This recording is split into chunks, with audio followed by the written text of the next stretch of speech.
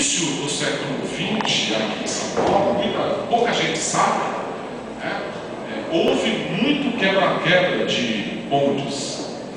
A população se revoltava com frequência com relação ao serviço de bondes.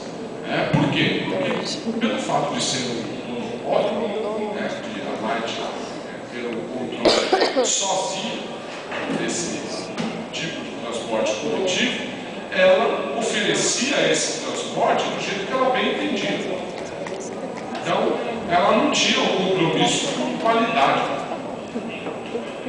Então, e nesse ínterim, nós estamos já, obviamente, acompanhando o contínuo crescimento da cidade de São Paulo e, obviamente, há um descompasso aí, entre o ritmo de crescimento da cidade de São Paulo e o crescimento da sua infraestrutura, da infraestrutura oferecida à população da cidade de São Paulo.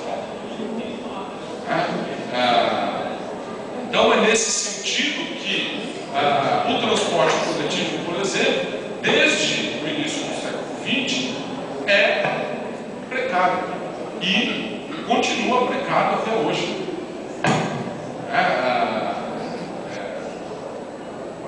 A gente pode citar, no caso da cidade de São Paulo, por exemplo, na gestão da Erundina, quando procurou se estabelecer um outro sistema de cobrança das passagens, o que ocorreu.